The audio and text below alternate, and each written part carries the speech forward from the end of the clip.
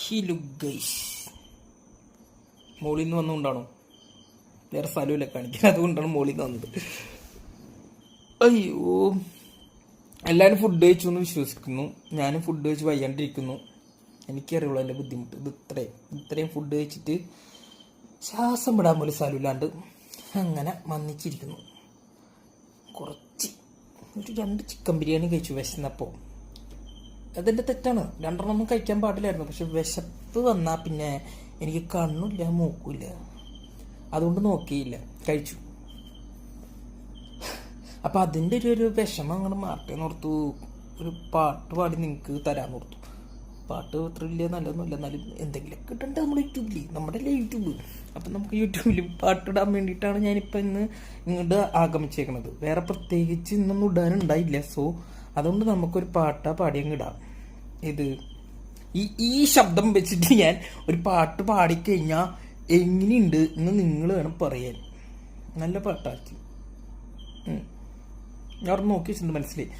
പാടിയാൽ എങ്ങനെ ഉണ്ടാവും എനിക്കറിയില്ല, എന്നാലും നമുക്ക് നോക്കാം. Come on, sorry, come on. Background score ഇല്ല, മ്യൂസിക് ഇല്ല, ആ സാധനമൊന്നുമില്ല. അടുത്ത് ഒച്ച കൊണ്ട് പാട്ട് പാടാം, അത്ര തന്നെ നടക്കുള്ളൂ. വേറെ വലിയ കുൽസിതൊന്നും കാണിക്കാനുള്ള സെറ്റപ്പ് ഇപ്പം ഇല്ല തൽക്കാലം. അത് കഴിഞ്ഞ് നമുക്ക് വരുന്ന വീഡിയോയിൽ എന്ന് പറയുന്നുണ്ടെങ്കിലും വരും, എപ്പോഴെങ്കിലൊക്കെ ഇട്ട് വരും. ഡോണ്ട് വെറി, എന്തായാലും വരും. നമുക്കിപ്പോൾ പാട്ടിലോട്ട് പോകാം. അപ്പം നമുക്ക് പാട്ട് പാടാം.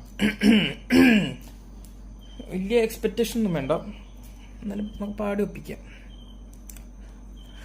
അലമാലകളാടിയുലഞ്ഞൊരു കണവായി ഞാനരികെ അന്നാദ്യം കേട്ടു പ്രണയം ഋതുപല്ലവിയായി. ആരു പറഞ്ഞു ഞാൻ കണ്ടതൊരാ കനവാണെന്നാരു പറഞ്ഞു. 7 നിറം കൊണ്ടെഴുതിയതെല്ലാം മഴവിൽ വിരിഞ്ഞതുപോലെന്നാരു പറഞ്ഞു. എങ്ങനെ പാടണല്ലേ? ശ്വാസം കിട്ടണം. ഒന്നാമതേ ഈ പോസ്റ്ററിൽ അങ്ങനെ ഇരിക്കുമ്പോൾ ശ്വാസമല്ല, ഒന്നും കിട്ടൂല.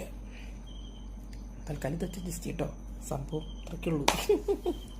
ശരിയെന്നാ.